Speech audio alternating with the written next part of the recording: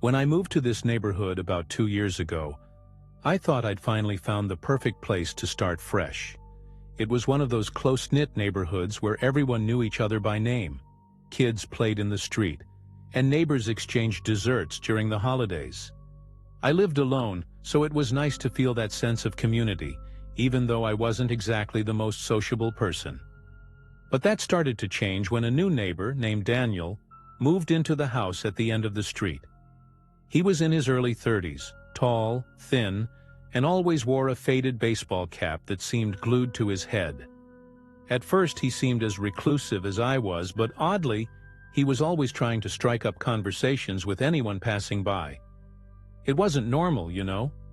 He'd sit on his porch at night, smoking and watching the street, as if he were waiting for something. In the first few weeks, Daniel tried to be friendly. He brought fresh produce from the local market, offered to help with small house repairs, and even suggested forming a neighborhood watch group. But there was something off about him. It's hard to explain, but his smile felt hollow, like he was forcing it. Once he knocked on my door with a bottle of wine and invited me to dinner, but I made up some excuse. It wasn't anything personal. I just didn't want to deal with the strange discomfort I felt when we were in the same space. Other neighbors started talking about him too. Linda, the older woman who lives 2 houses to the right, told me she'd seen him going into the woods behind our houses late at night with a flashlight. She thought he might be looking for a lost cat or something, but the cat never showed up. Then, out of nowhere, Daniel disappeared. It was a Tuesday afternoon. It was summer, and I was watering the plants in my backyard when I noticed his porch was empty, and the lights in his house were off. At first I didn't think much of it, but the next day his car was still parked in the same spot, and no one had picked up the mail from his box. I thought it was strange because he always went for a run every morning. I asked one of the neighbors, Kevin, if he knew anything, but he just shrugged and said Daniel might have gone out of town. But Kevin looked nervous as he spoke, you know. His eyes darted around as if someone might overhear us. That's when I felt something was seriously wrong. I decided to go to Daniel's house to check things out. The door was locked, but as I got closer, I noticed something strange in the air. I can't really explain it, but the place felt heavy, like the silence itself was oppressive. On the porch, I found a coffee mug with dried liquid at the bottom, as if it had been abandoned in a hurry. I stood there for a moment, looking around, trying to make sense of what I was feeling. That's when I heard a noise coming from the woods out back. It was a sharp crack, like a branch breaking. My heart started racing, but I didn't see anything. Still, I knew someone, or something, was out there. That night I couldn't sleep. I kept thinking about the noise in the woods, the abandoned coffee mug on the porch, and Kevin's strange behavior. Something wasn't adding up, and my curiosity started eating away at me. The next morning, I decided to return to Daniel's house, this time with a clearer goal: to figure out what was going on. I brought a made-up excuse in case anyone asked why I was there. I'd say I was returning a tool he'd lent me, even though it was a lie. When I knocked on the door, no one answered as expected. But then I noticed something I hadn't seen before. A side window was slightly ajar, like someone had left in a rush and forgotten to close it. It took me a few minutes to build up the courage, but eventually, I climbed through the window. The inside of the house was even stranger than I expected. Everything was impeccably clean, almost too organized, as if he'd been expecting an important visitor or was planning to leave. But there were little details that gave me an uneasy feeling. On the living room table there was an old, worn notebook filled with scribbled notes in nearly illegible handwriting. The pages were covered in drawings of symbols I'd never seen before, circles and interwoven lines that looked like they belonged to some sort of ritual or code. One word, written over and over again, caught my attention: vigil. What did that even mean? In the bedroom, things got even weirder. An entire wall was covered with photos of the neighborhood, taken at different times of the day and night. Some were of common places, like the park or the market. but others showed neighbors in private moments, grabbing the newspaper in the morning, chatting by their front doors, even looking out their windows. There was even a photo of me, taken from what looked like the woods behind the houses. The hairs on the back of my neck stood on end as I looked at everything. The feeling of being watched was almost unbearable. But the question that kept running through my mind was, why was he doing this? As I tried to piece everything together, I heard footsteps in the hallway. My heart nearly stopped. I turned quickly, expecting to see Daniel, but there was no one there. The hallway was empty, yet the footsteps continued, echoing as if someone was slowly approaching. I panicked and left the bedroom, trying to find the way out, but it felt like the entire house had shifted. I couldn't find the window I'd come through, and every door I opened led to a different room, one I didn't remember passing through before. That's when I started hearing whispers, words I couldn't understand, but they seemed to come from all directions. I knew I needed to get out of that house as quickly as possible, but it felt like it didn't want to let me leave. Every room I passed through felt colder than the last, and the whispers grew louder, almost like they were forming a chorus I couldn't understand. At one point, I thought I saw a shadow move in the hallway ahead of me, but when I got closer, there was nothing there. Still, the feeling of being watched was unbearable. My whole body was trembling, and I knew that even the slightest sound could give me away. Then, in the corner of the living room, I noticed something I hadn't seen before. A small hatch partially hidden under a faded rug. It was about the size of a manhole cover, with metal handles covered in scratches, as if someone had recently tried to force it open. Against all common sense, I felt compelled to open it. I grabbed a metal rod leaning against the wall and used it to pry the hatch open. The smell that came out was overwhelming, a mix of dampness, mold, and something that reminded me of rotting meat. There was a narrow staircase leading down into darkness, but I couldn't see the bottom. Curiosity outweighed fear, so I started descending. With each step, the sense of being watched grew stronger. My heart was pounding so hard it felt like it would burst out of my chest. When I reached the bottom, I found a poorly lit basement, dimly illuminated by candles scattered in the corners. In the center there was a table covered with a stained, tattered cloth, and on it were a series of disturbing objects. More photos of the neighbors, a small bundle of hair tied with string, and a little radio emitting a low, constant frequency, almost like a hum. Next to the table there was an open journal with the last page scrawled in large letters. The sacrifice is done. Now, the vigil begins. As I tried to process what this all meant, I heard a sound that made my blood run cold, footsteps coming from the hatch. But what terrified me even more was realizing the footsteps didn't belong to just one person. There were multiple. I turned off my phone's flashlight, hid behind a stack of old boxes, and tried to hold my breath. The silence was broken by a low growl, almost like an animal's, but it came from something much bigger. Something that definitely wasn't human.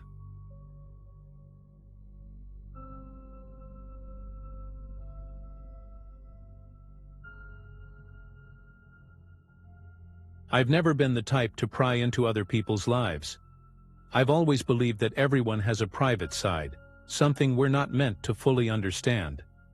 But looking back, I think that belief blinded me when it came to Alex. We met in high school, and ever since then, he was the guy who could make everyone laugh. You know, the kind of person who lights up a room just by walking in. Over the past year we started hanging out more often. I had just gotten out of a long-term relationship, and Alex was always there, inviting me to bars or parties. He seemed like the perfect friend, you know? That particular night didn't seem any different from the others.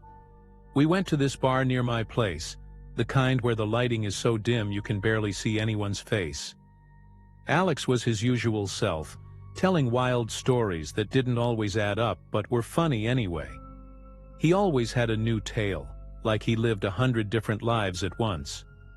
I remember him mentioning some crazy trip he'd taken last month, but I was distracted by a text on my phone, and only caught bits and pieces of it.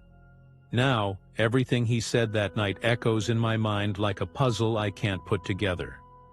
When we left the bar, it was already past 2 in the morning.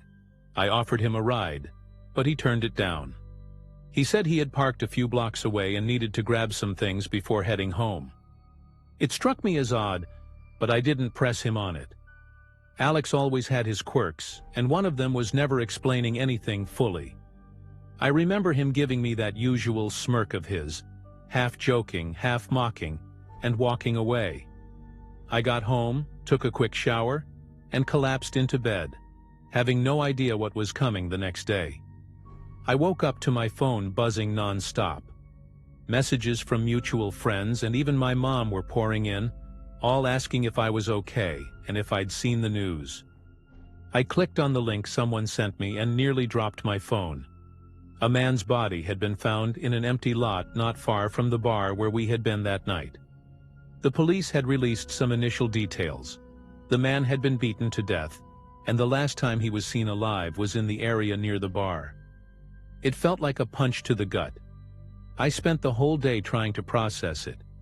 It was a shock to know that something so horrible had happened so close to where we were. But at that moment I didn't connect the dots. I just thought it was a creepy coincidence. After all, Alex had gone a different way, and I hadn't seen anything unusual. I tried to get back to my routine, but the news followed me everywhere. Everyone was talking about the case. The victim was a man in his 30s, and no one seemed to know much about him, except that he was alone at the bar that night. I started to wonder if maybe I had bumped into him, or if Alex had seen something on his way back to his car. 2 days later, it all started to make sense. Alex showed up at my place early in the morning, something he never did. He looked different. You know when someone tries to act normal, but you can feel something's off? He asked for a coffee and threw himself onto my couch like usual, but he was fidgety, picking at his nails and avoiding eye contact. He brought up the case casually, like it was small talk. "Did you see the guy who died was from around here?" he asked, his voice eerily calm. Something about the way he said it unsettled me. It was like he was testing me, gauging my reaction. I asked him point blank if he knew anything about it, just to see how he'd respond. Alex laughed, but it was dry, almost robotic. He shrugged and said no, that he just thought it was interesting. But as he talked, memories from that night started flashing in my mind. His vague stories at the bar, that odd smirk before he left, and the fact that he had been so close to where the crime happened. I didn't want to believe it, but everything started to feel connected. After he left, I sat on my couch for hours, debating what to do with the growing suspicion in my head. The next day, things escalated. The police were questioning people who had been at the bar that night, and my name came up. When they called me in to give a statement, my hands were trembling. They wanted to know if I had seen anything suspicious or recognized anyone who might have been involved. I was tempted to mention Alex, but part of me couldn't do it. He was my friend, someone I had trusted for years. But at the same time, the pieces of the puzzle were starting to fall into place, and it terrified me. After the statement, I couldn't shake the paranoia. Every noise outside felt suspicious, and every message from Alex made my anxiety worse. He started calling more often than usual, always bringing up the case like it was just a casual topic. One of his calls stuck with me. He said, trying to sound lighthearted, "You know I'm not capable of something like that, right?" But the way he paused before the word "that" sent a chill down my spine. I couldn't tell if he was trying to reassure himself or if he was subtly asking me to cover for him. A few days later, Alex showed up at my house again, unannounced. He was more on edge this time, pacing around my living room like a caged animal. He started rambling about how the police were overreacting, how sometimes people were in the wrong place at the wrong time. Then he said something I'll never forget. Almost whispering, he muttered, "You know how it is. Sometimes things just get out of hand." That was it for me. I didn't say anything, but my stomach dropped. There was no denying anymore. He was hiding something. I started digging for answers on my own. I thought back to all the stories Alex used to tell, those wild trips and half-baked details that never added up. I began to notice a pattern. He always seemed to know more than he let on, and he had a knack for being near chaos. I went through his old social media posts and found check-ins that lined up with strange incidents or events I vaguely remembered hearing about. The more I found, the more my fear grew. It was like Alex had been living a double life, one he kept carefully hidden from even his closest friends. One night I couldn't take it anymore and decided to confront him. I called him and asked, point blank, what he had to do with the murder near the bar. There was a moment of silence before he started laughing. But it wasn't his usual laugh. It was cold and empty. "You're imagining things, man," he said. But the way he said it, without even trying to deny anything, confirmed everything I feared. After that, he started pulling away. The calls stopped, and he stopped showing up at my place. Part of me felt relieved, but another part was scared he was watching from a distance, making sure I wouldn't say anything. The silence didn't bring the relief I'd hoped for. In fact, it made everything worse. Sometimes I thought I saw someone standing at the corner of my street, but when I looked again, there was no one there. One night I heard a noise in my backyard, like something had fallen. When I went to check, all I found was a broken bottle, but I was sure someone had been there. I started locking every door and window religiously and avoided going out alone at night. Alex wasn't physically around anymore, but it felt like he had left a shadow over my life. The police contacted me again a few weeks later. They were closing in and had obtained security footage from near the bar. When they showed me the video, I felt the ground disappear beneath me. There was Alex, walking with the victim out of the bar, heading toward the street where the body was found. He looked calm, almost casual, as if it were just another ordinary night. When they asked if I recognized him, I hesitated for a moment but eventually confirmed it. It was one of the hardest decisions I've ever made, but in that moment I realized I couldn't carry this weight alone anymore. After that, Alex vanished completely.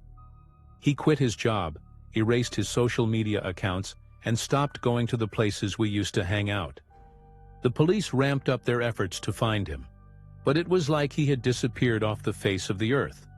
On one hand, I felt safer knowing he wasn't around. On the other hand, I couldn't stop thinking about how I'd never really known him. It was terrifying to look back on all the times we'd trusted him, all the nights we'd spent together, and realize that the Alex I thought I knew had probably never existed. Even now, I think about it with a mix of relief and guilt. Relief that I got out of that situation without being directly involved, but guilt for not realizing sooner who he really was. I keep wondering if there was something I could have done differently, if maybe I could have stopped what happened that night. But in the end, I guess we never truly know what goes on in someone else's mind. We think we know people, but sometimes we only see what we want to see. And with Alex, the only thing I can vividly remember now is that mocking smirk he gave me before walking away. It's that smirk that still haunts me every time I close my eyes.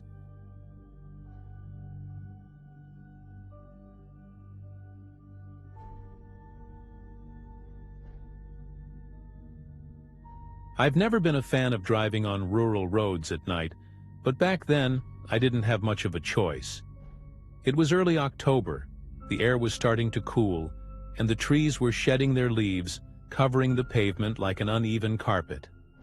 I was 22 in my last semester of college, trying to make the most of my carefree days. That weekend was supposed to be all fun. My 3 friends, Chris, Jake, and Emma, and I had gone out to eat at one of those old diners on the side of the road, the kind that looks like it came straight out of a 1950s movie. The place was small, with dim yellow lights and the constant smell of burnt coffee. We left laughing, still arguing over who had the worst score on the arcade machine, when Chris had the brilliant idea to take a shortcut through a back road. At first, everything seemed fine. The road was narrow, surrounded by trees so dense that even the moonlight couldn't cut through.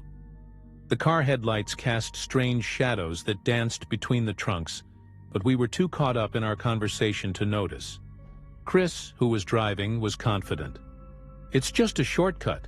We'll save a good 15 minutes, he said, like that was the most convincing argument in the world. Emma, sitting in the back, wrinkled her nose. "These roads always end badly in horror movies, you know." We all laughed, but there was something in her voice, a nervous edge, that left me with a tiny knot of unease. Everything changed when the car jolted for the first time. It was like the engine hiccuped for a second, but then it went back to normal. "What was that?" I asked, trying to sound casual, though my heart was already racing a little faster. "Probably nothing. Relax," Chris replied, forcing a grin. But then came the second jolt, followed by a weird scraping noise, like something was dragging underneath the car. He pulled over to the side of the road, if you could even call it a side of the road. It was just a patch of dirt, slightly sloped, surrounded by massive trees. Jake was the first to step out, using his phone as a flashlight to check what was wrong. The silence was almost unbearable, broken only by the rustling of leaves in the wind. "Everything okay?" I called out, not leaving the car. "I don't know what it is, but something's stuck under here," he replied. That's when I noticed a faint light flickering in the distance, through the trees. At first I thought I was imagining it, but it flickered again. A faint glow, like someone was turning a flashlight on and off. "Do you guys see that?" I asked, pointing. Emma turned, pressing her face to the window. "Is that a house?" she murmured, her voice a mix of curiosity and fear. It was hard to tell for sure, but it looked like the light was coming from a rundown building hidden behind the vegetation. Chris was the first to suggest it. "Maybe they have tools or something to help us." The idea of leaving the car to ask for help at a random house in the middle of nowhere didn't sit well with me, but we didn't have many options. As we got closer to the house, it became clear that it had been abandoned for years, maybe decades. The windows were boarded up, though some of the planks were loose, allowing that strange light to seep through. The peeling paint revealed weathered gray wood underneath, and the front door was slightly ajar, creaking softly in the wind. Emma stopped a few steps before the porch, looking back at us like she was hoping we'd change our minds. "This looks like a crime scene," she said, wrapping her arms around herself, either to fight the cold or the fear. I felt it too. Something was off. It was the kind of feeling you can't explain, like the air itself was too heavy to breathe. We hesitantly stepped inside, with Jake leading the way, his phone lighting up the path. The smell of mildew and rotting wood was so strong it was almost tangible. There were pieces of furniture scattered around the living room, all coated in a thick layer of dust, with trails left by rodents. But what really caught our attention was a single light bulb hanging from the ceiling, flickering erratically. It seemed connected to an old generator humming in a shadowy corner. "This doesn't make any sense," Chris muttered under his breath. "Why would there be electricity in a place like this?" I was about to suggest we leave when we heard it. A loud creak from upstairs, like footsteps. We all froze. "You heard that, right?" Emma whispered, her voice barely audible. No one responded, but the silence was confirmation enough. Chris was the first to break the tension, his voice firm and almost commanding. "We need to check it out." I wanted to argue, to say it was a terrible idea, but my throat felt tight, and no words came out. We climbed the stairs slowly, each step groaning beneath our weight. The hallway upstairs was narrow and dark, with closed doors lining both sides. Jake tried the first door, but it was locked. The second one was the same. It wasn't until the third door that something changed. When he turned the handle, it clicked open, revealing a room that made no sense. The walls were covered in black and white photographs of people we didn't recognize. There were old pieces of furniture, but no dust, as if someone had been cleaning the space recently. In the center of the room was a metallic box on a small table, secured with a combination lock. Before anyone could ask what it was, we heard another sound, but this time it wasn't a creak. It was breathing, heavy and uneven, coming from somewhere inside the house.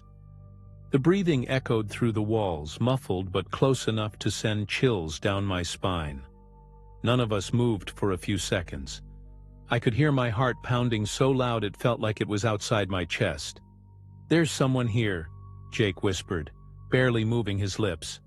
Chris stepped forward like he wanted to close the door to the room, but before he could touch the handle, the breathing stopped. Completely. Like whoever it was realized we had heard them. A suffocating silence filled the air, and in that moment, I felt like the house itself was alive. Every creak, every groan of the floorboards felt amplified. "I think we should leave," Emma finally said, her voice trembling with barely contained panic. I was about to agree when the door at the end of the hallway creaked open. A long, sharp sound like it was being dragged by something heavy. None of us had the courage to move. Jake, still holding his phone like a flashlight, pointed it toward the end of the hall, and what we saw drained all the blood from my face. A figure was standing there, tall and motionless, like a shadow that didn't belong. It didn't have a face, or at least we couldn't make one out in the dark. It was just a presence, solid and threatening, blocking our only way back. Chris was the first to react. He yanked the table in the center of the room so hard that it toppled over, spilling papers and the metallic box onto the floor. "Run!" he shouted, but before we could move, the figure took a step forward. It was a slow, deliberate movement, like it had all the time in the world. Panic overtook us. Jake dropped his phone, the lights spinning wildly across the walls, and I tripped as I tried to follow them out of the room. I turned instinctively, and for a split second I swear I saw something in the eyes of that thing. They didn't glow like flashlights or headlights. They were dark, hollow pits that seemed to swallow all the light around them. We scrambled down the stairs like a chaotic swarm, tripping over each other. Emma was crying, and Chris could barely get a word out. When we finally reached the front door, it was shut, completely locked. "I left this open!" Chris yelled, kicking the wood with all his strength. The figure was now at the top of the stairs, standing still again, but the breathing returned, louder, heavier, like it was building up inside the house itself. I could smell it now, a rancid, sour stench like rotting meat. While panic set in, Jake spotted the side window. "Over here!" he shouted, smashing the glass with his elbow before helping Emma climb out. We all scrambled through the window in a frenzy, the shards of glass tearing at our clothes and scraping our arms. But none of us cared. The feeling that something was right behind us was unbearable. We ran toward the car, still sitting on the side of the road with the hood up, and despite all the adrenaline, the silence around us was deafening. Chris was the last one to climb out, and as he was coming through, something seemed to grab him, pulling him back. He let out a scream, hoarse, desperate, and it took all of us pulling together to get him free. When we finally did, his sleeve was shredded, like claws had torn through the fabric. He didn't say a word, just gasped for breath, staring back at the house with wide, terrified eyes. We made it to the car, which was still sitting there with the engine off and the key in the ignition. I don't know how, but when Chris turned the key, the car roared to life without a problem. We didn't question it. We piled in, and Chris floored the gas, peeling out of there, and leaving that narrow, cursed road behind us. No one said a word on the drive back to town. Emma was quietly sobbing in the back seat, and Jake just stared at his hands, shaking so much he could barely hold onto his phone. I could still smell that stench, like it had soaked into my skin. Chris drove like he was running from something, and maybe he was. When we finally reached safety, we pulled into a 24-hour gas station and sat there in silence for what felt like forever, trying to process what had happened. Chris was the first to speak, his voice raw and shaky. "You guys saw the same thing I did, right?" He was looking for validation, but none of us answered. Deep down, we all knew it was real. Jake reached into his pocket then and pulled out something I hadn't noticed before. The metallic box from the room. None of us had realized he'd grabbed it. "What did you do?" I asked, my voice barely more than a whisper. He didn't answer, just shook his head. We didn't have the courage to open it. Not then, not ever. A week later, he threw it into a river. Years later, I still dream about that night. I don't know what was in that house or why it let us leave, but something tells me we weren't the first ones to experience it. Sometimes I feel like I'm being watched, especially when I'm alone. And no matter how hard I try to forget, that smell, that breathing, still lingers with me. If you're reading this, I have one piece of advice. Never, ever take a shortcut down roads you don't know.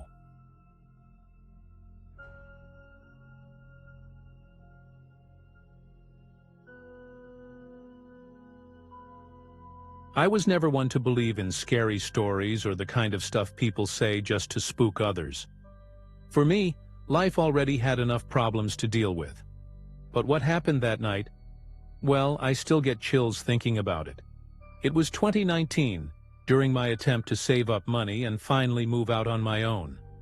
I worked the graveyard shift at a 24-hour convenience store tucked away in a quiet neighborhood, the kind of place where only drunk people, lost drivers, or desperate insomniacs show up. My life at the time was pretty uneventful. Just work and home, no frills. I was practical, focused, and had no patience for paranoia or superstitions. That day started like any other. I clocked in at 10 p.m., running a bit late because the bus took longer than usual. The store was empty, as it often was, and the air conditioning made it feel colder than it really was outside. My coworker finishing his shift barely said a word to me, typical of him, and I was left alone behind the counter. The night dragged on as I reorganized shelves, checked inventory, and scrolled through my phone whenever I had a free moment. Around 2 in the morning, a customer walked in. Nothing unusual about that. He looked ordinary, plain clothes, average height, but there was something about his eyes I couldn't quite place. Something unsettling. He wandered around the aisles as if looking for something but didn't pick anything up. This went on for a good 5 minutes before he came straight to the counter. His expression was neutral, but his eyes, they seemed to pierce right through me, like he was trying to read my thoughts. He placed a pack of gum on the counter and stood silently as I rang it up. He didn't say anything until I handed him his change. That's when he finally spoke. "Do you always work alone at this hour?" he asked, his tone serious, not curious. I forced a polite smile and said yes. It was just me during the night shift. That's when he looked me straight in the eyes and said something I'll never forget. "Stay vigilant. Not everyone who comes out at night has good intentions." He didn't wait for a response, just took his change, and walked out of the store like nothing had happened. I laughed it off at first, brushing it aside as just another weirdo passing through. But for some reason, his words kept echoing in my mind.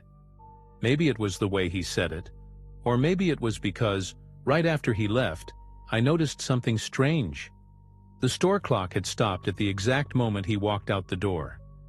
I tried to shake off the uneasiness, but it was hard not to think about the strange warning. The store felt quieter than usual, like the hum of the freezers and air conditioning had dulled. That eerie silence made me uneasy, but I kept busy restocking items and trying to distract myself. Around 3 a.m., one of our regular customers showed up. Martha, a woman in her 60s who always bought a pack of cigarettes and a bottle of soda before heading home. When I handed her the change, I asked her without really thinking if she'd ever seen a tall man with a buzz cut and light eyes around here. She gave me a puzzled look and said she hadn't. That left me with a knot in my stomach, but I forced a smile. Maybe it was just my imagination playing tricks on me. By 4 a.m. I had finished my tasks for the shift, turned off the background music, and started closing the register. It was always a relief to lock up the empty store, walk through the quiet streets, and feel the cool air of early morning. My walk home usually took about 15 minutes, and though the neighborhood was quiet at that hour, it was relatively safe. But that night, as I locked the store doors, I had the unsettling feeling that I was being watched. I turned around, but the street was empty. The wind rustled the branches of nearby trees, and the sound of dry leaves scraping along the pavement seemed louder than normal. I told myself it was just paranoia, but my breathing had already quickened. I started walking faster, glancing over my shoulder as if to confirm I was alone. The yellow glow of the streetlights cast long, distorted shadows, which only made my uneasiness worse. When I turned the corner to my street, I noticed a car parked along the curb with its headlights off. It was a black sedan, and I couldn't see anyone inside. I walked past it, trying to ignore the sinking feeling in my chest, but as I reached the next block, the sound of an engine starting made my heart race. I looked back and saw the car slowly pulling forward, keeping a deliberate distance behind me. I tried to tell myself I was overreacting, but the car's pacing was unnerving. It never got close enough to feel like a direct threat, but it stayed in sight. My heart pounded as my mind raced with worst-case scenarios. There was no one else on the street, no open businesses, no place to ask for help. I remembered the man's warning from earlier that night, and for the first time, I wondered if he was right. I had to make a choice: keep walking toward home and hope it was all a coincidence, or turn back and try to lose whoever was following me. I decided to keep walking, but I changed my pace. Instead of speeding up, I slowed down, trying to seem calm and collected. If someone really was following me, panicking would only make things worse. As I walked, I discreetly scanned the windows of the houses along the street, looking for any sign of movement. A light on, anything. But the neighborhood seemed completely lifeless. That's when I heard footsteps behind me. It wasn't just the car anymore. There was someone walking, and their steps were steady, like they were deliberately matching my pace. My entire body tensed up, and I felt frozen. I glanced back quickly and saw a figure about 20 feet away. They were wearing a hoodie, and I couldn't make out any details. That was enough to make me start running. Not a panicked sprint, but fast enough to put some distance between us. The car, as if sensing my change in behavior, began moving faster as well, keeping the same calculated distance. Fear was consuming me at this point. My mind was racing, trying to recall if I knew anyone on this street, or if I could reach my house before they reached me. All I knew was that stopping wasn't an option. The sound of my own footsteps echoed around me, blending with the low hum of the car engine and the distant footsteps of the hooded figure. I didn't know what to expect, but I felt certain something bad was about to happen. When I turned the final corner to my street, I saw something that made me pause for a second. The car was gone. It wasn't behind me anymore, nor could I see it on the nearby streets. The hooded figure was also nowhere to be seen. I should have felt relieved, but their sudden absence made me feel even more exposed. It was like they were watching from somewhere, waiting for the right moment to reappear. I decided not to take any chances and kept moving, walking quickly but not running. The chill running down my spine was so intense, it felt like I could feel unseen eyes on me. Finally, I reached the front of my apartment building. My hands were shaking so badly that it took me 2 minutes to find my keys in my bag. I kept looking around, certain that someone, or something, was about to step out of the shadows. When I finally unlocked the door, I rushed inside and slammed it shut behind me. I ran up the stairs, not caring about the noise I made, and locked myself in my apartment. For a moment, I just stood there, trying to catch my breath. Everything was silent, but the quiet felt heavier than it had been outside. I went to the window to check the street, needing to confirm I was alone. That's when I saw it. The same black car was parked at the corner, its headlights still off. This time, there was no doubt. Someone was watching me. I stood by the window for a few minutes trying to decide what to do. Should I call the police? Call someone I trusted? I knew that if I tried to explain what was happening, I'd sound paranoid. But the sight of that car, parked there, unmoving, was impossible to ignore. I grabbed my phone and took a picture through the window. I wanted proof in case anything happened. But as soon as the camera's flash lit up the room, the car started moving. My heart nearly stopped. I watched as it slowly drove away, turning the corner and disappearing out of sight. I didn't know if that was a good sign or if it meant something worse was coming. I spent the rest of the night on the couch, unable to sleep. Every little noise in the hallway or outside seemed magnified. When the morning finally came, I mustered up the courage to leave the apartment and head back to the store. I wanted to talk to my coworker and see if he'd noticed anything unusual in the past few days. He was there, finishing up some inventory, and seemed completely unaware of what had happened. When I mentioned the man who had given me the warning, he looked confused and said he hadn't seen anyone like that come into the store recently. That left me feeling even more unsettled. I knew I hadn't imagined any of it.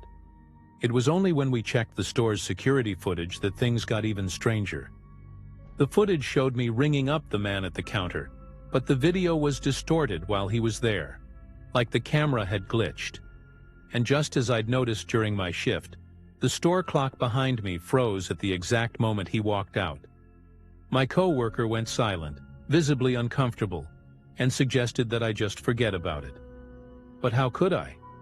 Since that night, I've started changing my routines, avoiding walking alone at night, and being more cautious about who crosses my path. To this day, I still don't know what really happened. Was the man in the store just some lunatic trying to scare me? Or was he warning me about something real? Who was the hooded figure? And the car? Part of me wants to believe it was all just a strange coincidence, but another part knows it wasn't. I've never seen that man or the black car again. But every time I walk down a deserted street or hear footsteps behind me, I feel the same chill I felt that night. If I learned anything from this, it's that sometimes, even when it doesn't make sense, it's worth staying vigilant. Because like he said, not everyone out at night has good intentions.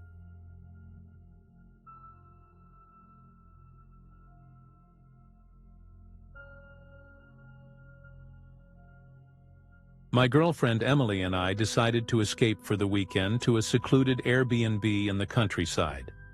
It was her idea, actually. I'd been stressed out from work, and she thought a few days away from the city would do us good. The place was a simple little house, surrounded by tall trees and a dirt road that seemed to lead nowhere.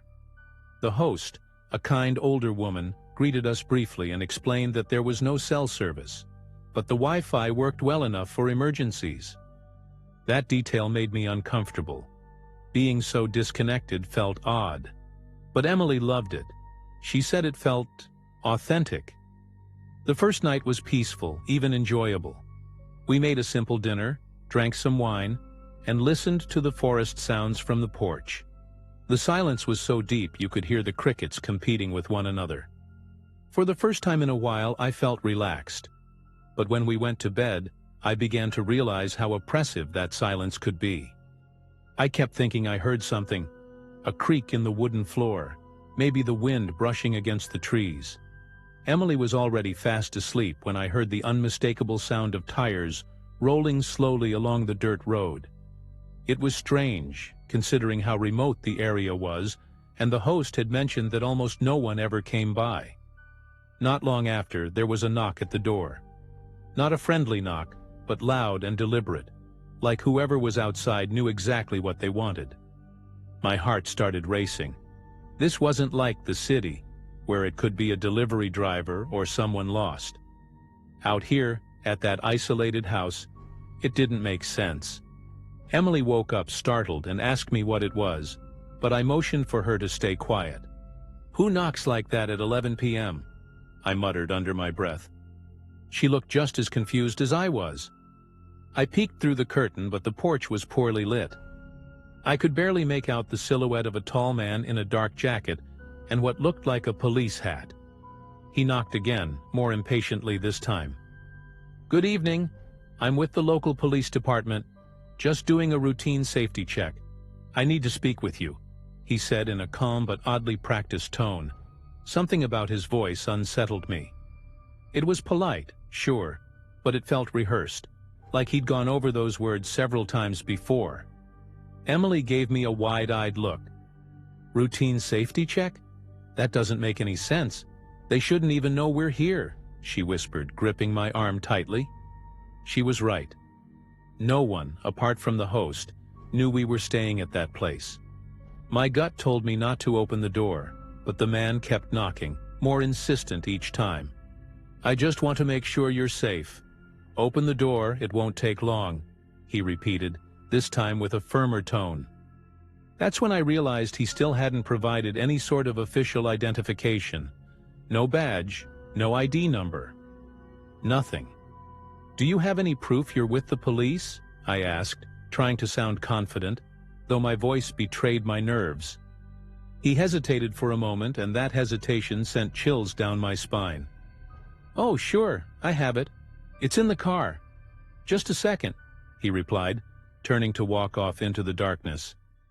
Emily moved closer to the window, trying to get a better look, but the porch light didn't reach far enough to illuminate what seemed to be a pickup truck parked further back. She gripped my arm and murmured, "There's no siren, no lights. Did you notice that?" I had noticed, and the unease in my chest was only growing. Minutes passed, and he didn't return. We stood frozen in the living room, straining to hear anything. I crept to the door and looked through the peephole, but he wasn't there. Only the sound of the wind brushing through the trees. Emily insisted we call the real police, but the Wi-Fi, which had been stable before, suddenly wasn't working. That's weird. It was fine earlier, she said anxiously, glancing at the router on the table. I checked my phone out of habit, even though I knew there was no signal. It felt like we were completely cut off from the world. Then we heard footsteps outside, heavy and deliberate, circling the house. He hadn't gone to his car at all. He was walking around, probably looking for another way inside. Lock every door and window now, I whispered, trying to stay calm as Emily ran to check the latches. I grabbed a piece of wood that had been propping up one of the windows, improvising it as a weapon, but my hands were shaking. I don't know how to explain it, but it felt like he knew exactly what he was doing, like he was used to situations like this. While Emily checked the windows, I tried to steady my breathing. The whole house felt smaller, like the walls were closing in around us. We could hear his footsteps getting closer, the crunch of dry leaves under his boots. When he reached the side of the house near the kitchen, we heard a metallic scraping sound. It was like he was trying to pry open one of the windows with a tool. Emily ran back into the living room, her eyes wide with panic. "He's trying to get in," she whispered, her voice barely audible. I knew we had to do something, but what? Going outside to confront him would be suicide, and staying inside made us feel like sitting ducks. The tension was suffocating. I decided to turn on the exterior lights, hoping to either scare him off or at least get a better look at what was going on. When I flipped the switch, the light illuminated part of the porch, and there he was, standing there, staring at us through the window. My heart nearly stopped. He had a faint smirk on his face, almost mocking, as if he was enjoying watching us squirm. His jacket looked dirty, and now I could see that the hat wasn't even a real police hat. He was trying to imitate a uniform, but it was all fake. "Just open the door, I just want to talk," he said, his calm tone somehow more terrifying than if he'd been shouting. I gripped the piece of wood tighter and yelled for him to leave. "The police are on their way," I lied, hoping it would scare him off. He tilted his head slightly like he was considering his options, and then he stepped back. Another step. Then he disappeared into the darkness. The relief was short-lived. Moments later, the engine of his truck roared to life, but instead of driving away, he maneuvered it so that the headlights were pointed directly at the house. The blinding light flooded through the windows, making it impossible to see outside. It was as if he was saying, "You have nowhere to go." "Annie." Emily started crying, and I felt completely helpless. I'd never felt so useless in my life. I thought about using the fireplace to create some kind of signal for help, but who would see it in the middle of nowhere? That's when we heard the most chilling sound of the night. The doorknob slowly turning as if he was trying to enter quietly, without a rush. He was playing a psychological game with us, and he was winning. I ran to the door and pushed a heavy piece of furniture against it, while Emily clung to my arm, begging me to do something. "We can't just sit here and wait for him to break in," she said, her voice shaking. That's when I remembered something the host had mentioned casually when we arrived. There was a basement. It was small, meant for storing tools and supplies, but it seemed like our only chance to hide until he left. I grabbed Emily's hand and guided her to the basement entrance, a small, almost hidden door in the kitchen floor. We rushed down, leaving the light off to avoid drawing attention. The space was cramped, damp, and smelled of mildew, with rusty tools stacked on old shelves. I shut the door above us and pushed a heavy box over it, praying he wouldn't notice it. We stayed completely still, listening to every sound from upstairs. He came inside. I heard his footsteps creaking on the wooden floor in the living room, the sound of his breathing, the way he moved deliberately, as if he had all the time in the world. Emily squeezed my hand so tightly I could barely feel my fingers, but we didn't dare make a sound. He walked around the house for what felt like an eternity, rummaging through drawers, kicking furniture, almost like he was trying to provoke us. Finally, I heard his footsteps moving away, and the front door slammed shut. Relief washed over me, but I still didn't trust it. We waited for what felt like hours until we finally heard the sound of the truck engine fading into the distance. When we climbed out of the basement, the house was a mess, but he was gone. Emily started crying out of sheer relief, but I couldn't relax. Something about the whole thing felt wrong. Who was that man? What did he want? The next morning we packed our things and left the Airbnb as fast as we could, driving straight to the nearest police station to report what had happened. The officers listened carefully, but when they asked for a description of the man, I realized I couldn't clearly remember his face. It was like he'd been so ordinary that it was impossible to recall. They told us there were no records of any police patrols in that area that night, and no one had reported seeing any suspicious trucks. To this day, I don't know who he was or what would have happened if I'd opened that door. All I know is that I'll never stay in a place that remote again.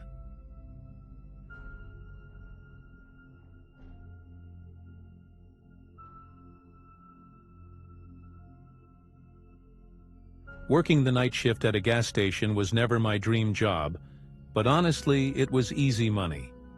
This happened one October night about 2 years ago.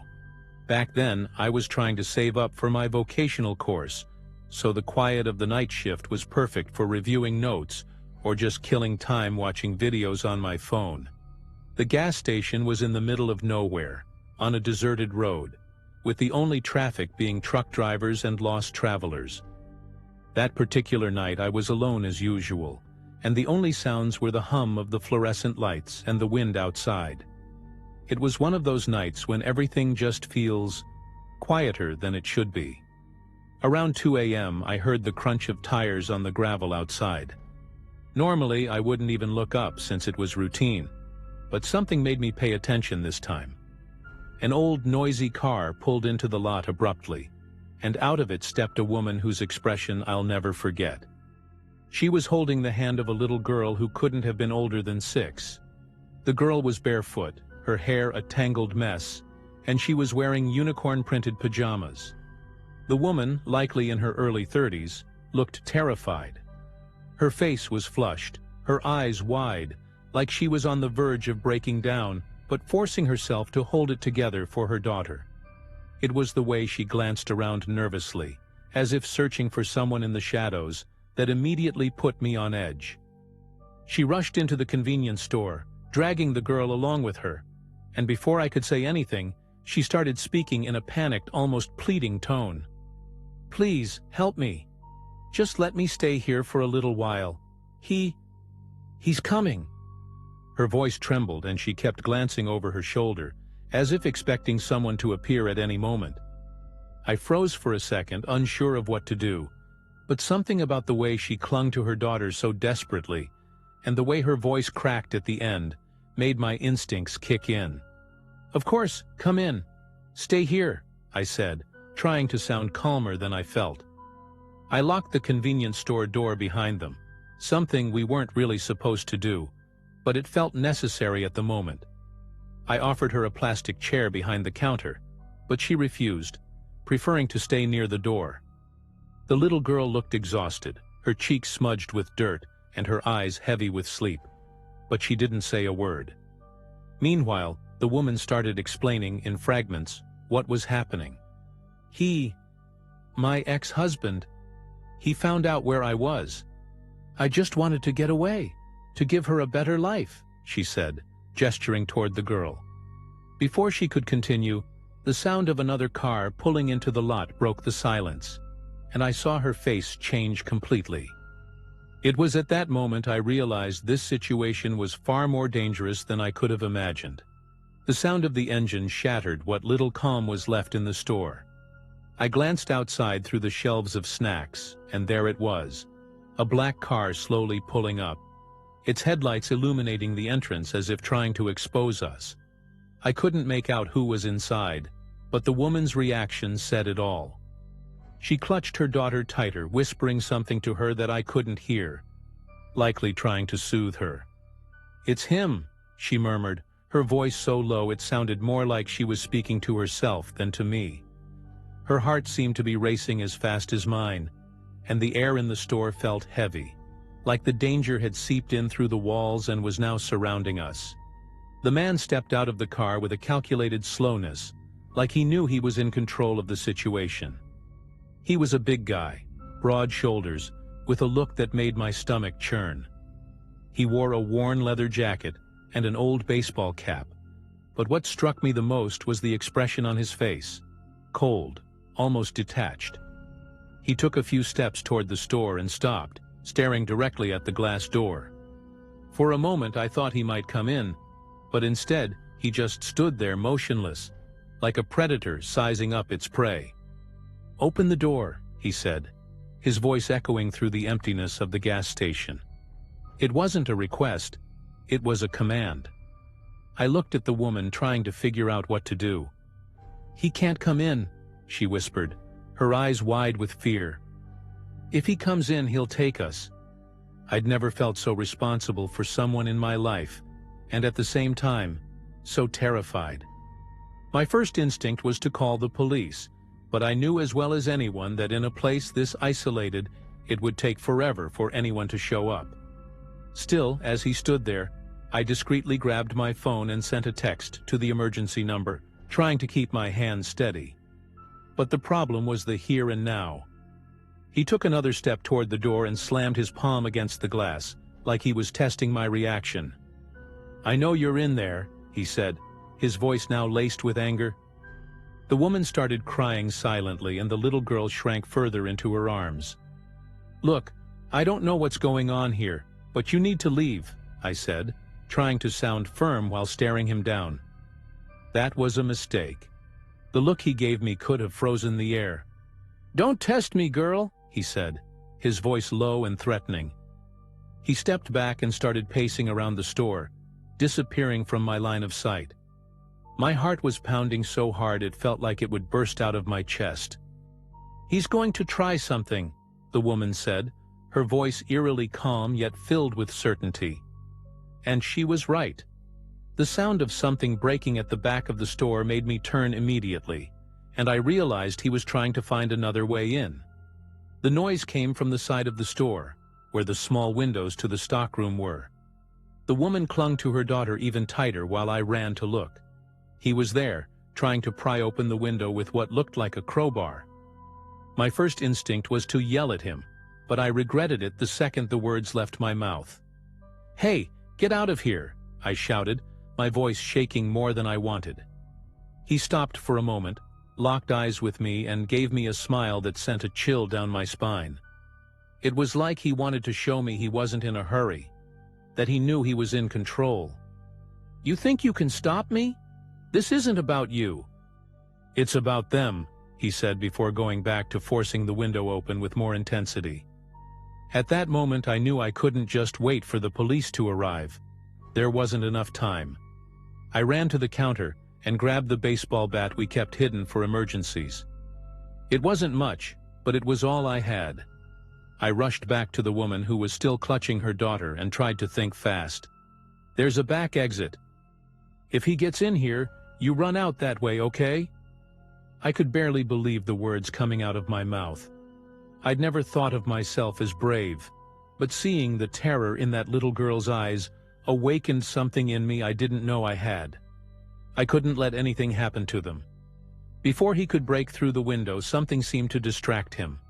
A noise, coming from the road, like another car approaching. He stopped, looked in the direction of the sound, and vanished into the darkness. For a moment I thought he had given up. "I think he's gone," I said, more to calm the woman than because I believed it. She shook her head, her face pale. "No, he never just leaves. He's waiting." She was right. Minutes later we heard a scraping noise outside, like metal dragging against the building. He was trying to scare us, to make us come out. That's when I had an idea. I grabbed my phone and opened the camera app, turning on the flash.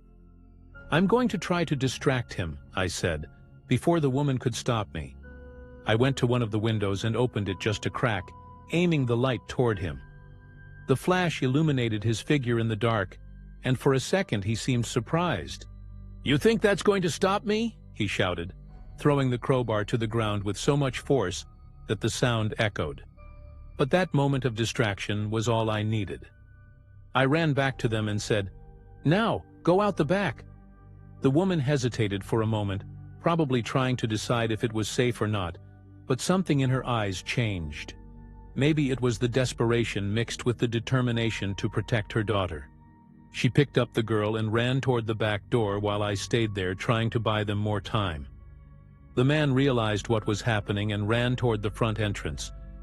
He started pounding on the glass door with his fists, like a crazed animal, yelling things that were almost incomprehensible. My heart was racing, but I stood my ground, gripping the baseball bat tightly. "You're not getting in!"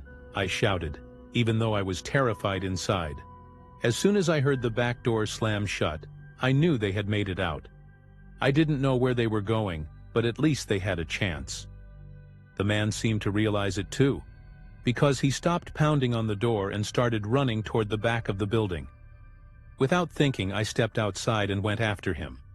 Maybe it was pure adrenaline, or maybe it was sheer stupidity, but I knew I couldn't let him reach them. When he turned the corner of the building, I shouted, "Hey, you want someone to chase? Come after me now." He stopped, turned around, and for the first time he looked genuinely furious with me. He started walking toward me and I raised the bat, trying to look more threatening than I felt. And then red and blue lights lit up the road. The police had finally arrived. The man froze, looked at the approaching cars, and without saying a word, bolted into the woods surrounding the gas station. I stood there frozen, until one of the officers got out of the car and came up to me. "Are you okay?" he asked, glancing in the direction the man had run. I told them everything that had happened, and they started searching the area, but they didn't find anything that night. The woman and her daughter thankfully were safe. They had hidden in a small ditch behind the gas station and were taken to a shelter by the police. To this day, I still think about that night. I have no idea what happened to the man, but sometimes I still have nightmares of him pounding on the glass door, trying to get in. I don't know if I did everything right, but I know I did what I could in the moment. The woman texted me a few weeks later saying she had managed to start over in another town, far away from him. That gave me some peace, but the weight of that night still lingers. Working the night shift has never felt the same since. Now, every strange noise makes me think of him, and I always look over my shoulder just to make sure I'm not being watched.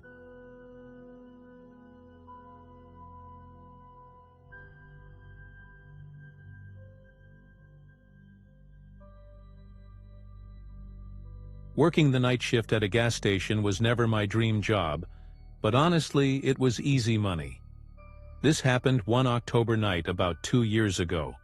Back then, I was trying to save up for my vocational course, so the quiet of the night shift was perfect for reviewing notes or just killing time watching videos on my phone. The gas station was in the middle of nowhere, on a deserted road, with the only traffic being truck drivers and lost travelers. That particular night I was alone as usual, and the only sounds were the hum of the fluorescent lights and the wind outside. It was one of those nights when everything just feels quieter than it should be. Around 2 a.m. I heard the crunch of tires on the gravel outside. Normally I wouldn't even look up since it was routine, but something made me pay attention this time. An old noisy car pulled into the lot abruptly, and out of it stepped a woman whose expression I'll never forget. She was holding the hand of a little girl who couldn't have been older than 6. The girl was barefoot, her hair a tangled mess, and she was wearing unicorn-printed pajamas. The woman, likely in her early 30s, looked terrified. Her face was flushed, her eyes wide, like she was on the verge of breaking down, but forcing herself to hold it together for her daughter. It was the way she glanced around nervously, as if searching for someone in the shadows, that immediately put me on edge. She rushed into the convenience store, dragging the girl along with her, and before I could say anything, she started speaking in a panicked, almost pleading tone. "Please, help me. Just let me stay here for a little while. He's coming." Her voice trembled and she kept glancing over her shoulder, as if expecting someone to appear at any moment. I froze for a second, unsure of what to do, but something about the way she clung to her daughter so desperately, and the way her voice cracked at the end, made my instincts kick in. "Of course, come in. Stay here," I said, trying to sound calmer than I felt. I locked the convenience store door behind them, something we weren't really supposed to do, but it felt necessary at the moment. I offered her a plastic chair behind the counter, but she refused, preferring to stay near the door. The little girl looked exhausted, her cheeks smudged with dirt and her eyes heavy with sleep, but she didn't say a word. Meanwhile, the woman started explaining in fragments what was happening. My ex-husband, he found out where I was. I just wanted to get away, to give her a better life," she said, gesturing toward the girl. Before she could continue, the sound of another car pulling into the lot broke the silence, and I saw her face change completely. It was at that moment I realized this situation was far more dangerous than I could have imagined. The sound of the engine shattered what little calm was left in the store. I glanced outside through the shelves of snacks, and there it was, a black car slowly pulling up, its headlights illuminating the entrance as if trying to expose us. I couldn't make out who was inside, but the woman's reaction said it all. She clutched her daughter tighter, whispering something to her that I couldn't hear, likely trying to soothe her. "It's him," she murmured, her voice so low it sounded more like she was speaking to herself than to me. Her heart seemed to be racing as fast as mine, and the air in the store felt heavy, like the danger had seeped in through the walls and was now surrounding us. The man stepped out of the car with a calculated slowness, like he knew he was in control of the situation. He was a big guy, broad shoulders, with a look that made my stomach churn. He wore a worn leather jacket and an old baseball cap, but what struck me the most was the expression on his face, cold, almost detached. He took a few steps toward the store and stopped, staring directly at the glass door. For a moment I thought he might come in, but instead he just stood there motionless, like a predator sizing up its prey. "Open the door," he said, his voice echoing through the emptiness of the gas station. It wasn't a request, it was a command. I looked at the woman, trying to figure out what to do. "He can't come in," she whispered, her eyes wide with fear. "If he comes in, he'll take us." I'd never felt so responsible for someone in my life, and at the same time, so terrified. My first instinct was to call the police, but I knew as well as anyone that in a place this isolated, It would take forever for anyone to show up. Still, as he stood there, I discreetly grabbed my phone and sent a text to the emergency number, trying to keep my hands steady. But the problem was the here and now. He took another step toward the door and slammed his palm against the glass, like he was testing my reaction. "I know you're in there," he said, his voice now laced with anger. The woman started crying silently, and the little girl shrank further into her arms. "Look, I don't know what's going on here, but you need to leave," I said, trying to sound firm while staring him down. That was a mistake. The look he gave me could have frozen the air. "Don't test me, girl," he said, his voice low and threatening. He stepped back and started pacing around the store, disappearing from my line of sight. My heart was pounding so hard it felt like it would burst out of my chest. "He's going to try something," the woman said, her voice eerily calm yet filled with certainty. And she was right. The sound of something breaking at the back of the store made me turn immediately, and I realized he was trying to find another way in. The noise came from the side of the store, where the small windows to the stockroom were. The woman clung to her daughter even tighter while I ran to look.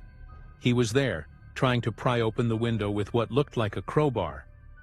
My first instinct was to yell at him, but I regretted it the second the words left my mouth. "Hey, get out of here!" I shouted, my voice shaking more than I wanted. He stopped for a moment, locked eyes with me, and gave me a smile that sent a chill down my spine. It was like he wanted to show me he wasn't in a hurry, that he knew he was in control. "You think you can stop me? This isn't about you." "It's about them," he said before going back to forcing the window open with more intensity. At that moment I knew I couldn't just wait for the police to arrive. There wasn't enough time. I ran to the counter and grabbed the baseball bat we kept hidden for emergencies. It wasn't much, but it was all I had. I rushed back to the woman who was still clutching her daughter and tried to think fast. "There's a back exit. If he gets in here, you run out that way, okay?" I could barely believe the words coming out of my mouth. I'd never thought of myself as brave, but seeing the terror in that little girl's eyes awakened something in me I didn't know I had. I couldn't let anything happen to them. Before he could break through the window, something seemed to distract him. A noise, coming from the road, like another car approaching. He stopped, looked in the direction of the sound, and vanished into the darkness. For a moment I thought he had given up. "I think he's gone," I said, more to calm the woman than because I believed it. She shook her head, her face pale. "No, he never just leaves. He's waiting." She was right. Minutes later we heard a scraping noise outside, like metal dragging against the building. He was trying to scare us, to make us come out. That's when I had an idea. I grabbed my phone and opened the camera app, turning on the flash. "I'm going to try to distract him," I said, before the woman could stop me. I went to one of the windows and opened it just a crack, aiming the light toward him. The flash illuminated his figure in the dark, and for a second he seemed surprised. "You think that's going to stop me?" he shouted, throwing the crowbar to the ground with so much force that the sound echoed. But that moment of distraction was all I needed. I ran back to them and said, "Now, go out the back." The woman hesitated for a moment, probably trying to decide if it was safe or not, but something in her eyes changed. Maybe it was the desperation mixed with the determination to protect her daughter. She picked up the girl and ran toward the back door while I stayed there trying to buy them more time. The man realized what was happening and ran toward the front entrance. He started pounding on the glass door with his fists, like a crazed animal, yelling things that were almost incomprehensible. My heart was racing, but I stood my ground, gripping the baseball bat tightly. "You're not getting in!" I shouted, even though I was terrified inside. As soon as I heard the back door slam shut, I knew they had made it out. I didn't know where they were going, but at least they had a chance. The man seemed to realize it too, because he stopped pounding on the door and started running toward the back of the building. Without thinking, I stepped outside and went after him. Maybe it was pure adrenaline, or maybe it was sheer stupidity, but I knew I couldn't let him reach them. When he turned the corner of the building, I shouted, "Hey, you want someone to chase? Come after me now." He stopped, turned around, and for the first time he looked genuinely furious with me. He started walking toward me and I raised the bat, trying to look more threatening than I felt. And then red and blue lights lit up the road. The police had finally arrived. The man froze, looked at the approaching cars, and without saying a word, bolted into the woods surrounding the gas station. I stood there frozen until one of the officers got out of the car and came up to me. "Are you okay?" he asked, glancing in the direction the man had run. I told them everything that had happened, and they started searching the area, but they didn't find anything that night. The woman and her daughter thankfully were safe. They had hidden in a small ditch behind the gas station and were taken to a shelter by the police. To this day, I still think about that night. I have no idea what happened to the man, but sometimes I still have nightmares of him pounding on the glass door, trying to get in. I don't know if I did everything right, but I know I did what I could in the moment. The woman texted me a few weeks later saying she had managed to start over in another town, far away from him. That gave me some peace, but the weight of that night still lingers. Working the night shift has never felt the same since. Now, every strange noise makes me think of him, and I always look over my shoulder just to make sure I'm not being watched.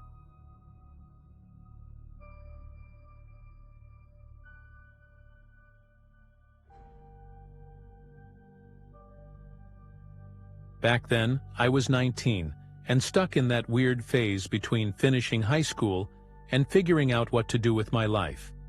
It was a Saturday night, and as usual, we had nothing better to do. Me, Ethan, Natalie, and Connor were lounging in Natalie's living room, eating pizza and reminiscing about our school days. That's when Ethan, who always had something to prove, threw out the idea. "What if we went to the high school tonight? Bet no one here has the guts to go inside the old wing they boarded up." It sounded dumb at first, but the more we talked about it, the more the adrenaline started to build. Deep down, we all knew we'd go, just for the story we could tell later. The school was in a quiet neighborhood, but the old building had this eerie reputation. Back when we were students, there were rumors about strange things happening in that wing. Lights flickering on their own, footsteps when no one was there, and a creepy story about a janitor who vanished without a trace. Of course, no one took it seriously back then.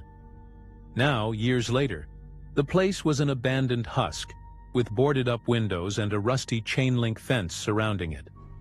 Getting there was easy. The hard part would be getting inside without attracting attention. We hopped the fence, each of us trying not to rip our clothes or make too much noise. Natalie almost got caught on her jeans, and Ethan, of course, couldn't stop laughing at her. The entry point was easier to find than we thought. A loose board on a ground floor window like someone had already used it before. The moment we stepped inside, the musty smell of damp wood and mildew hit us like a wall.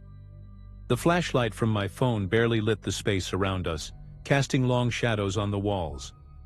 "It's creepier than I remember," Natalie muttered, her voice trembling just enough to notice. The plan was to explore the parts of the school that had always been off-limits when we were students, the basement rooms and the old auditorium.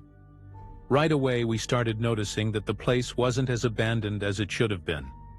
There were crumpled plastic bottles on the floor, an old blanket tossed in a corner, and, strangest of all, a flashlight that looked relatively new. "See? Someone's been staying here," Connor whispered, and we all froze for a moment. That's when we realized the silence of the building wasn't empty. It felt aware. We decided to keep going, even though the unease was creeping up on all of us. No one wanted to be the first to suggest turning back. We followed the main hallway, which felt tighter and more claustrophobic than I remembered. The doors to the classrooms were slightly ajar, some with rusted hinges that creaked at the slightest touch. When we passed the old chemistry lab, something caught Ethan's eye.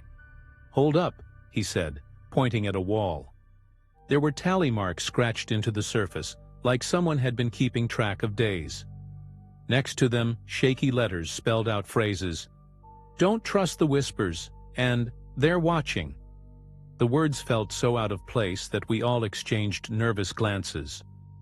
"That's just some drifter messing around or something," Ethan tried to joke, but it was obvious even he was starting to regret the idea.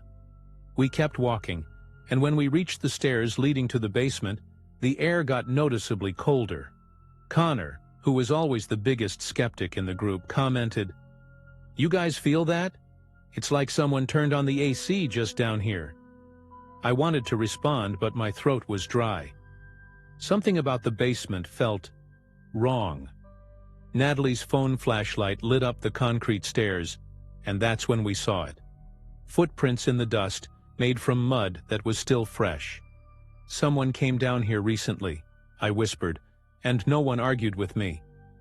We stepped cautiously, one step at a time. The basement felt larger than I remembered, with hallways that seemed to stretch on forever. The walls were damp and green with mold, and the smell was worse down here, a mix of rust, mildew, and something else I couldn't place. In one of the rooms we found what looked like an improvised shelter, torn-up mattresses, empty food wrappers, and, most disturbingly, strange drawings taped to the walls. They were human figures, but all distorted, eyes too big, arms too long. Natalie started tugging on my sleeve. "We need to leave." "Now," she whispered, her voice barely audible. That's when we heard it. A low sound, distant but unmistakable, coming from a hallway to our left. It was hard to describe, but it sounded like breathing. Long, heavy breaths, like something big trying to be quiet. Ethan took a step forward, but I grabbed his arm. "Are you insane?" I hissed. He gave me a look, trying to act confident, but the sweat on his forehead betrayed him. Whatever, or whoever, was down here, it was not alone. Ethan, being as stubborn as always, decided to keep going. He took a few more steps toward the hallway on the left, and we followed, even though every fiber of my being screamed at me to turn around and run. The sound of breathing had stopped, but now the silence felt heavier, almost suffocating. The light from our flashlights danced across the damp walls as we moved, and the floor beneath us groaned, as if the building itself resented our presence. Natalie clung to my arm so tightly that I could feel her nails digging through my sleeve. The hallway seemed endless, but then we saw a door at the far end. It was an old metal door, rusted and scarred with deep scratches, like something or someone had desperately tried to get out. Ethan, without saying a word, reached for the handle. "Don't," I whispered, but it was too late. The door creaked open with a sound that echoed through the basement like a scream. Inside, there was nothing but an empty room, lit by a faint beam of light coming from a hole in the ceiling. But something was off. In the center of the room was a chair. A simple wooden chair with something tied to it. An old stuffed rabbit, its stuffing spilling out from the seams. Around it, more words scrawled on the walls. "You shouldn't be here," and "It's too late now." That was enough for Connor, who turned on his heel and started walking quickly toward the exit. "I'm out! This isn't a joke anymore," he said, but before we could follow, we heard the most terrifying sound of the night. Footsteps. Not ours, but slow, deliberate steps coming from the hallway we had just come down. Ethan turned off his phone's flashlight, and the rest of us did the same, plunging us into complete darkness. We could hear the sound getting closer, and the only thing I could focus on was how heavy and uneven the breathing was. The sound stopped right outside the door. We all froze, holding our breaths, trying not to make a single sound. And then, silence. I thought I might pass out from the tension, but just as I started to move again, I heard something worse. The door began to slowly close on its own, the creaking dragging out for what felt like an eternity. When it finally shut, the click of the lock echoed in the empty space. We were trapped. Natalie started to sob quietly, and for the first time, Ethan looked like he had no idea what to do. Connor began banging on the door and yelling, but before he could say another word, the room was flooded with light. Not from the ceiling, but from a flashlight outside the door, illuminating the metal surface. We stood frozen, staring at the beam of light seeping through the cracks of the door. The sound of footsteps resumed, but this time they didn't seem to be confined to the hallway. It was as if they were surrounding us, echoing from the walls, growing louder with each passing second. Natalie was gripping my arm, quietly sobbing, while Ethan kept his eyes locked on the door, as if bracing for something horrific to burst through. "There has to be another way out," I whispered, trying to keep my voice steady. Desperation kicked in as I scanned the room with my flashlight, and that's when I noticed it. One of the markings on the wall looked like a map. Connor, who was closest, leaned in to examine it. "It's the basement. It shows a way out through the ventilation ducts," he said, pointing to a dark corner of the room. Without hesitation, we ran to the spot. There was an old, rusted metal grate bolted to the wall. Ethan, summoning all the strength he could muster, yanked the grate off with a loud screech that made Natalie let out a muffled cry. At this point, it didn't matter who or what was listening. We had to get out. The duct was cramped and suffocating, but it was our only chance. One by one, we crawled inside, the sound of our bodies scraping against the metal echoing through the narrow tunnel. As we moved, the footsteps grew louder, following us down the corridor. We could hear them getting closer, and then came the sound of something heavy pushing against the door. Natalie, crawling ahead of me, whispered, "I see the exit! It's right there!" Relief washed over me for a moment, until I heard it. A new sound from behind me in the duct. It wasn't any of us. It was heavier, uneven, like claws dragging against the metal. I didn't dare look back. I just kept moving as fast as I could, my heart pounding so hard it felt like it would burst out of my chest. Finally, we reached the exit. It was another grate, this one leading outside the building. Connor, who was at the front, kicked it open with all his strength. We tumbled out one by one, collapsing onto the dirt outside, gasping for air. But as I turned to look back at the opening, I saw something I'll never forget. Two glowing eyes staring at us from the darkness of the vent, before disappearing into the shadows. We stood there, shaken and speechless, until Ethan broke the silence. "We're never talking about this. Ever." And to this day, I've kept that promise. I haven't gone back to that place. Not even for a second.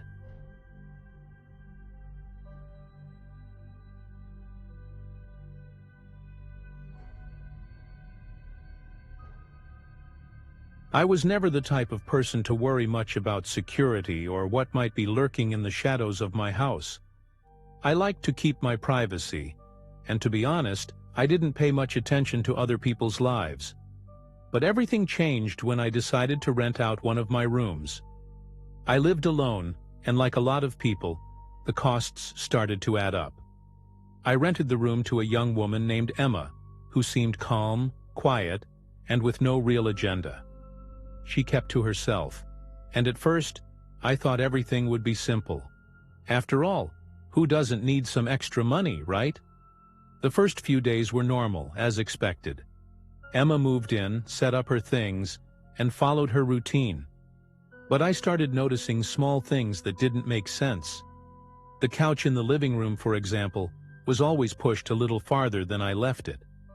I never moved that piece of furniture, but every morning, it was in a slightly different position. Sometimes I'd find a cup or an empty water bottle on the kitchen table, and I could have sworn nothing was there the night before.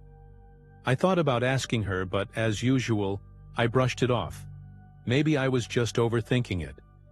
One night I came home late from work and found the door to my bedroom slightly open.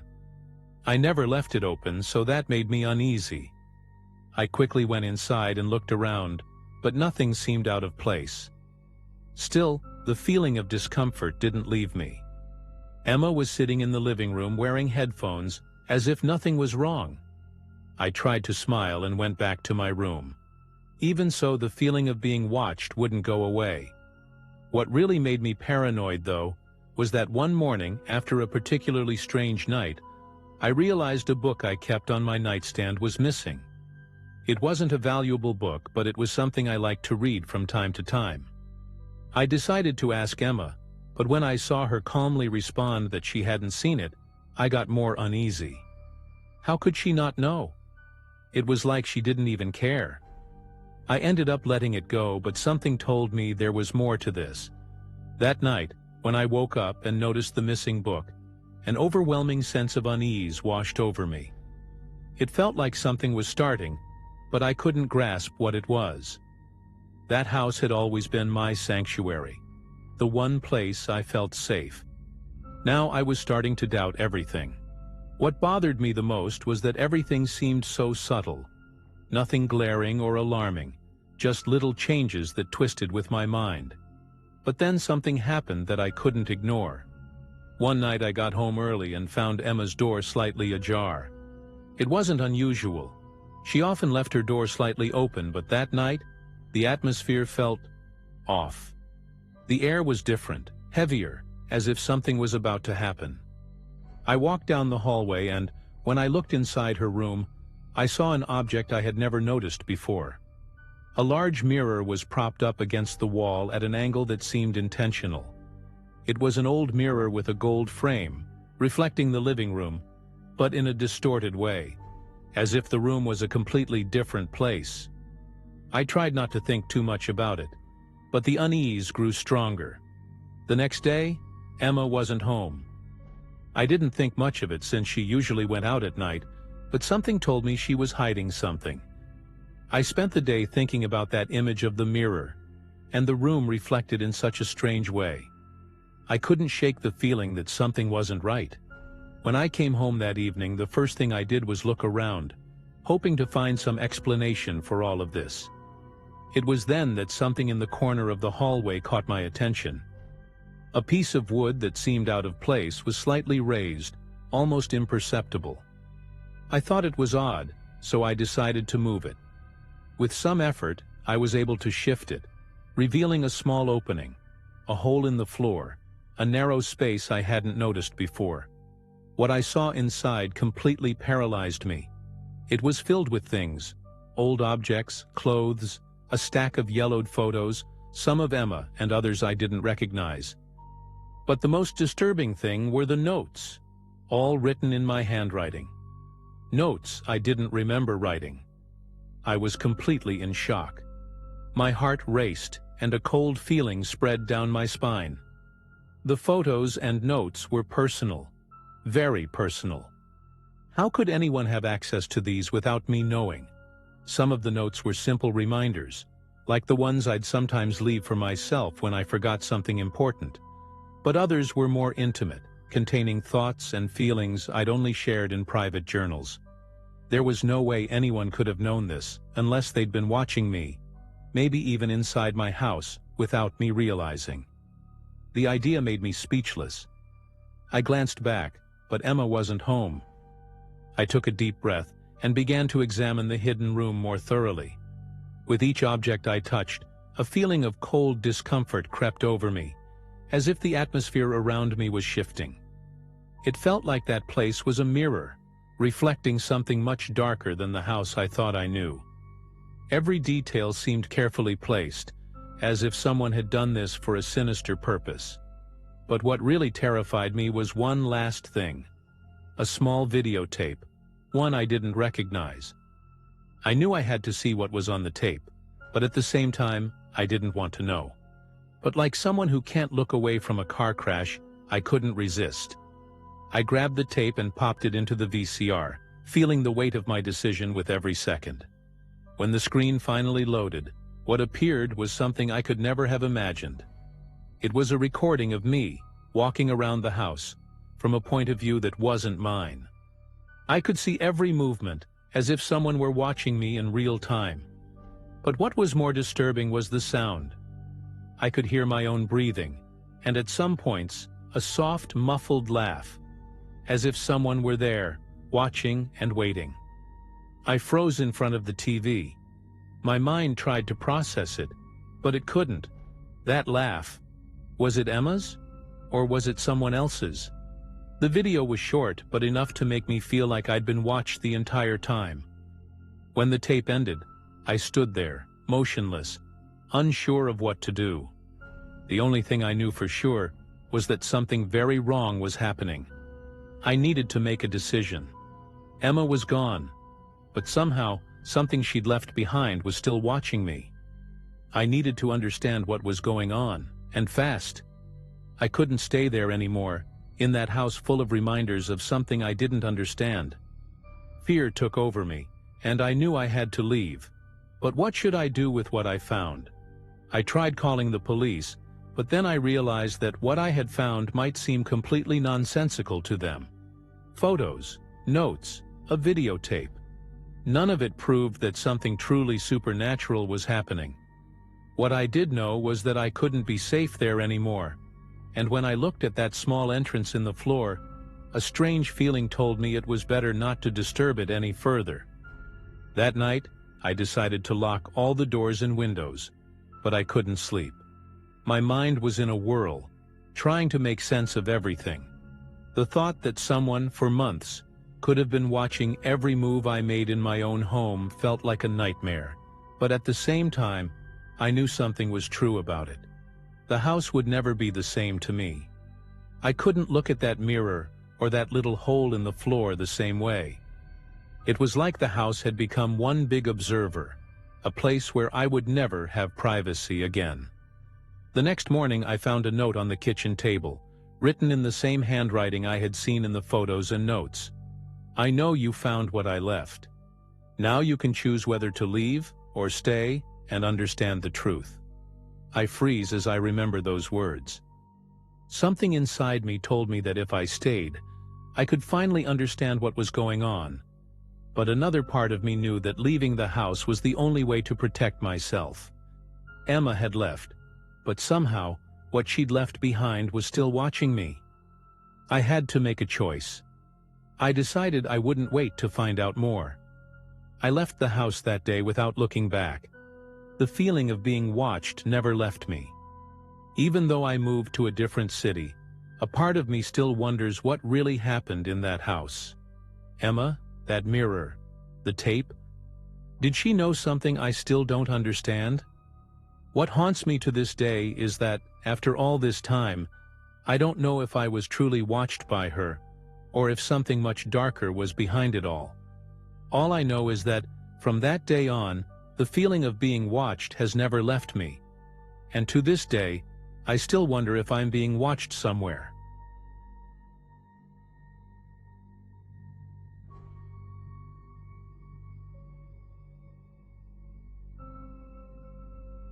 I never really believed in those weird things on the trail stories. I always thought people who said they'd seen something strange in the forest were just letting their imagination run wild. But that changed on the day I went on a solo hike in one of those popular trails in the country that everyone loves. I was looking for some peace and quiet, those kinds of views that make you forget about the rest of the world, you know? That kind of calm that only people who love nature truly get. I was 28 at the time, going through a rough patch in my life, not wanting to get too deep into it, but I guess I was just looking for some kind of escape, some sort of answer or something like that. So I decided to go to a well-known trail, but far enough from the city that it felt like I was getting away from everything. It was around 10 a.m. when I started walking. The sun was high up, but the heat hadn't quite hit yet, and the sound of leaves and birds filled the air, giving me that calm feeling. But soon, something strange happened. I saw someone ahead of me, walking slowly, almost as if they were waiting for me. I was still far enough away to think it was nothing, since there are always people on the trail.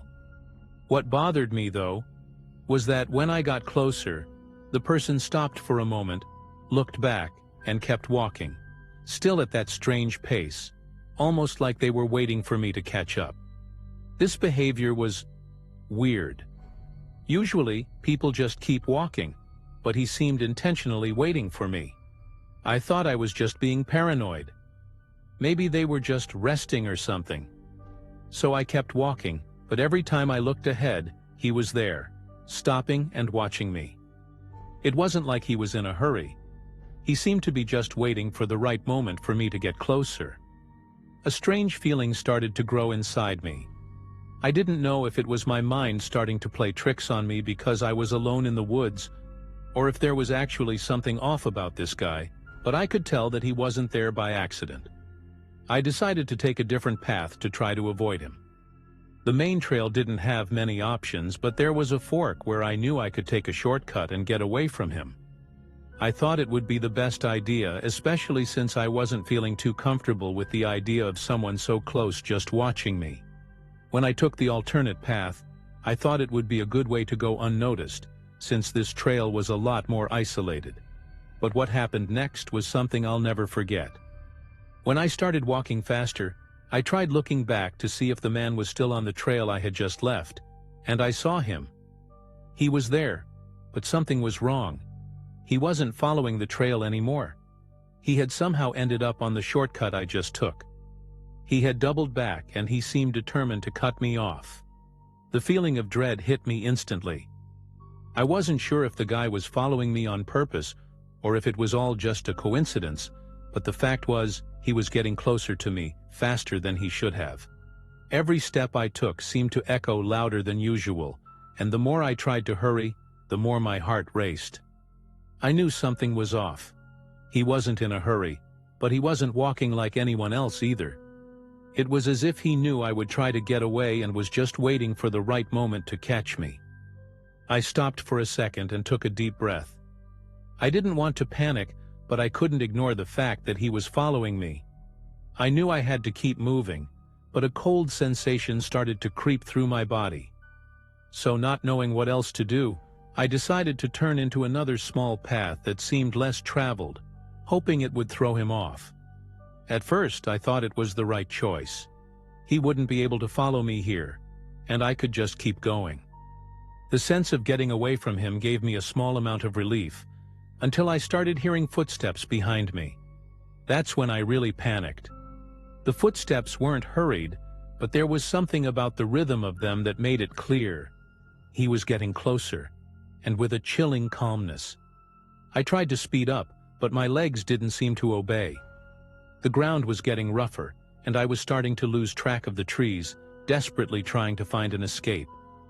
The sound of dry leaves being crushed beneath his feet grew louder, like he was laughing at my attempts to run. I looked back over my shoulder again, and the sight of him froze me in place. He was standing still, exactly where I had just made the turn. It didn't make sense. I knew I hadn't heard any footsteps coming from behind. He had been waiting. He was playing his game. It wasn't about chasing me anymore. It was about letting me feel the growing terror that there was no escape. Desperate, I did the only thing left to do. I turned back and ran down the main trail, hoping I could make it to the starting point and find some help. Each step felt more frantic, more out of control. The image of the man standing behind me, waiting calmly, was still burned into my mind. I knew that if I didn't do this, he would come after me. And I didn't care how tired I was anymore. I needed to get away, no matter what.